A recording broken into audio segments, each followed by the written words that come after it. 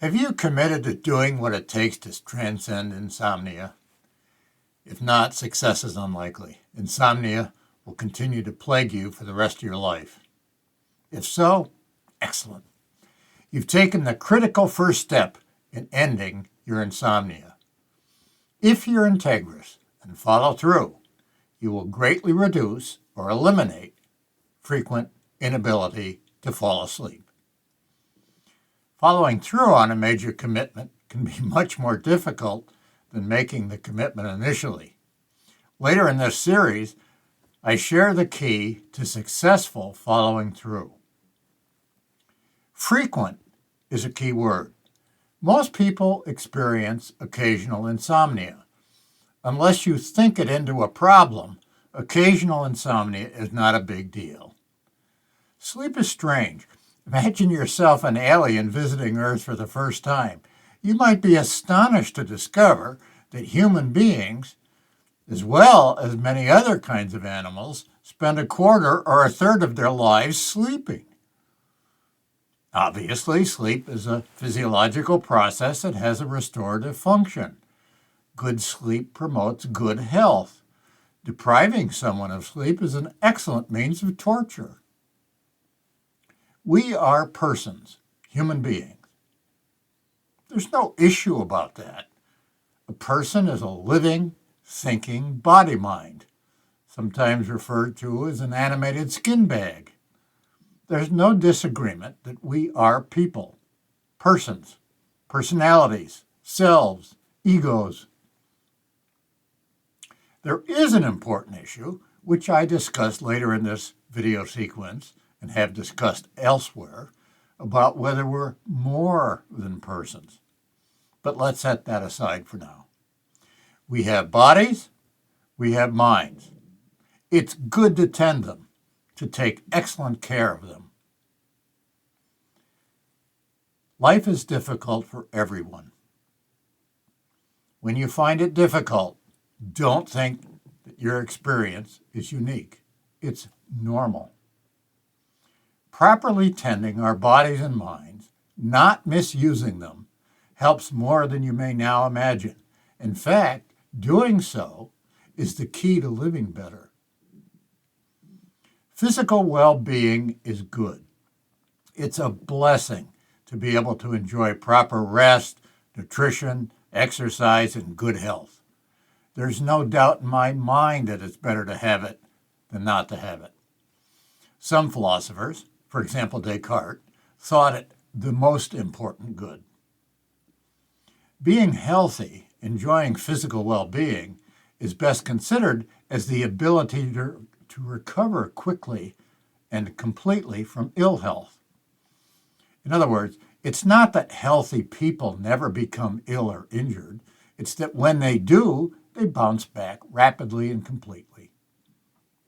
You've undoubtedly heard that tending the body well means habitually eating and exercising well. It also includes proper rest and relaxation.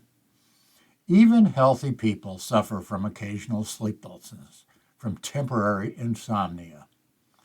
For example, if you're experiencing a lot of pain from a recent injury, illness, or operation, you may have trouble falling asleep. When that condition diminishes and disappears, so will that insomnia. That's not the topic of this video sequence. Temporary physical distress is normal. Similarly, you may experience temporary psychological problems that affect you. Perhaps your lover just dumped you, or a beloved friend just died, or tomorrow you have an important interview or examination.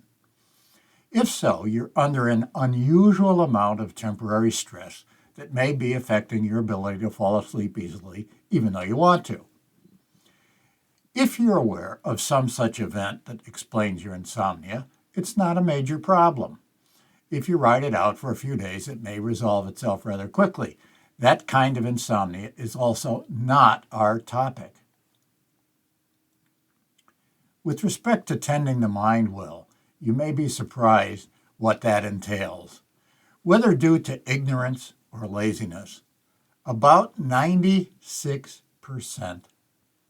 of adult human beings misuse their minds and fail to tend them properly. When they switch to tending the mind well, their sleep habits improve. We'll cover that later in this series. For now, let's focus on our topic, which is chronic or frequent insomnia. Do you frequently have trouble falling asleep? Do you frequently have trouble falling asleep even when you're tired? Do you wake up in the middle of the night and frequently have trouble falling back to sleep? If so, you're suffering from frequent or chronic insomnia. Transcending that is the topic of this video sequence.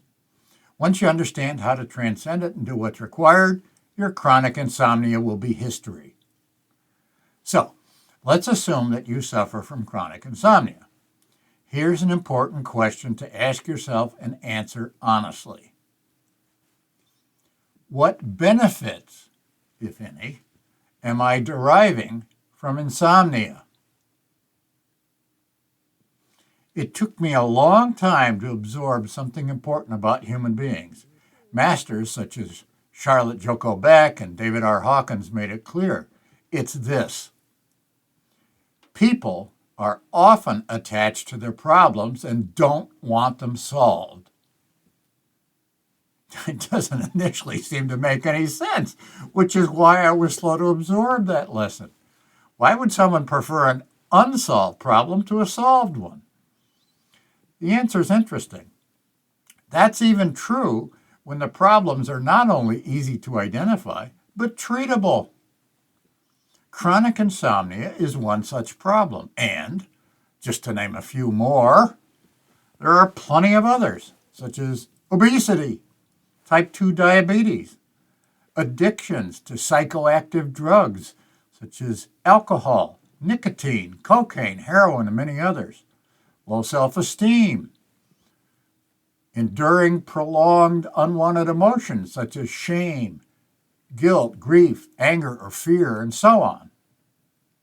Many conditions that undermine the quality of life are not completely dissolved, even when it's possible to dissolve them. So, it'd be wise to ask yourself seriously, do I really want to be free from insomnia? After all, chronic insomnia can be a good excuse for doing poorly when it comes to your job or work, your relationships, your health, and so on. In other words, is your insomnia covering up some other problem that you'll need to treat if you eliminate your insomnia? If so, are you still committed to transcending your insomnia? Please absorb that question and answer it honestly. When you're ready, go on to the third video.